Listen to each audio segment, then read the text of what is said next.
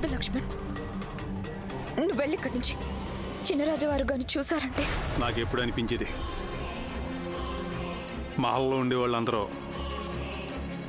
డబ్బు కోసం గడ్డి తింటారని, స్వార్థపరులని. కానీ నాకు ఇప్పుడే అర్థమైంది, ఈ బంగారు భవనంలో ఓ అందాల బొమ్మ కూడా ఉంటుందని, దాని మనసు అర్థంలో స్వచ్ఛంగా ఉంటుందని. లక్ష్మణ్, నువ్వెందుకు అర్థం చేసుకోవడం లేదు? ఈరోజు నన్ను మాట్లాడనివ్వండి.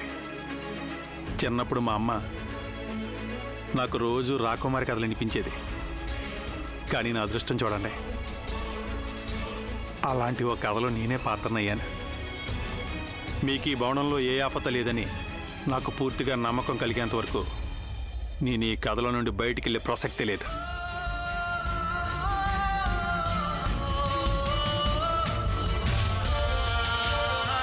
చూడు లక్ష్యరాజ్, నాకు భర్త.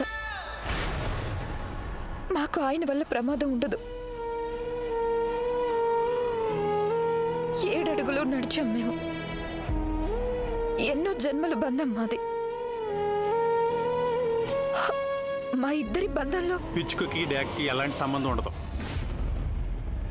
డ్యాగ్ ఎప్పుడు ఒకటే కోరుకుంటుంది, వేటాడటం.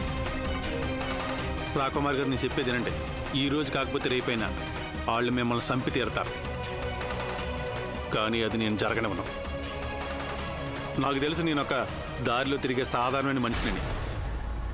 కానీ నేను మీకు ఈరోజు వాగ్దానం చేస్తున్నాను, నేను మీకు ఈ మహల్లో ఏమీ జరగనివ్వను. మమ్మల్ని కాపాడే అధికారం కేవలం నా భర్త లక్ష్యరాజ్కే ఉంది.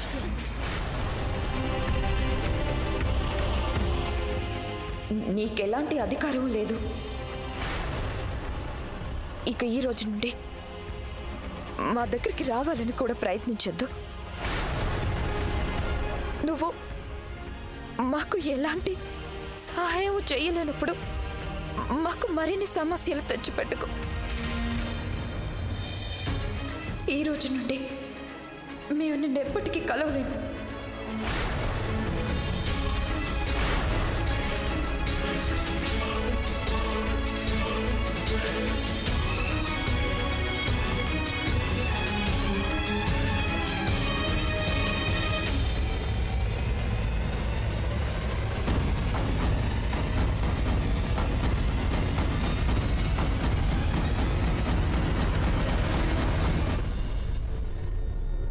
రాణా గారు, మీరు పొరపాటు చేస్తున్నారు.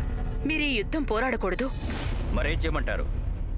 మన మహల్లోకొచ్చి మనల్నే బెదిరించి వెళ్తే మనం భయపడిపోవాలా? నోరు మూసుకొని మహల్లో కూర్చోవాలా? లేదు, మనం నోరు మూసుకుని కూర్చోవడం గురించి మాట్లాడడం లేదు. రాణా గారు అసలు ఈ యుద్ధానికి ఒప్పుకుని ఉండాల్సింది కాదు.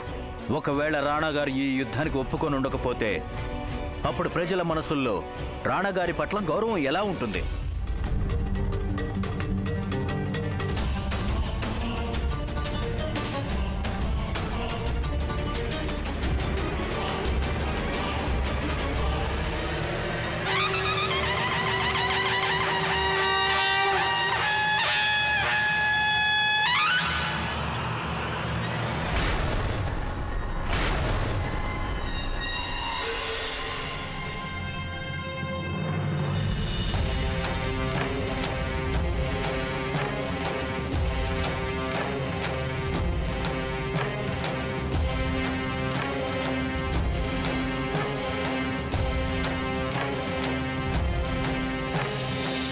రాణి గారు, ద్వంద్వ యుద్ధం మొదలు పెడుతున్నారు.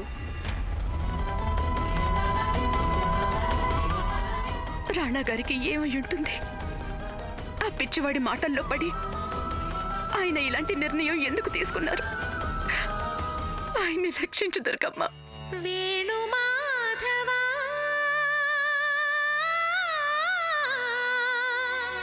ఒక రాజపుత్రుడి వయ్యుండి రక్తం చిందించడానికి భయపడుతున్నావా ఇంద్రవదన్?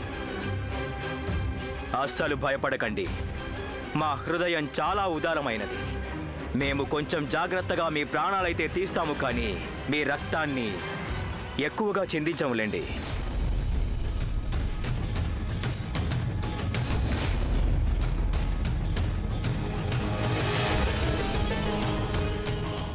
మూర్ఖుడు రాణా గారికి గజ్జెలు కట్టిస్తాడా ఏంటి? భయపడకండి, ఇవి మీకోసం కాదు మా కోసం తెచ్చుకున్నాం. మేము వీటిని ధరించి కాళ నృత్యం చేస్తాం. ఆమీర్ కోట్ ప్రజలారా, చూడండి, ఈరోజు మీ మహారాజు తల మీద మృత్యువు ఎలా తాండవిస్తుందో.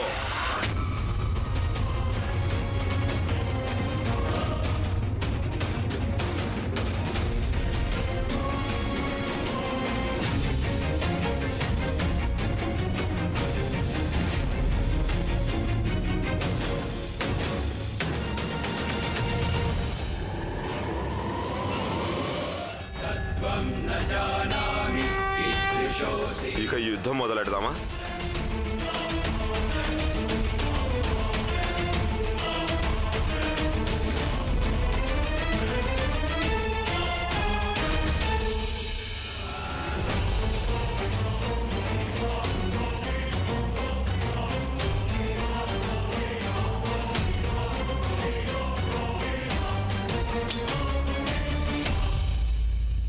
మా ఆయుధం ఈ బల్లెమే. యుద్ధంలో ఆయుధాలు ఒక్కటే కాదు, శక్తియుక్తులు కూడా అవసరం.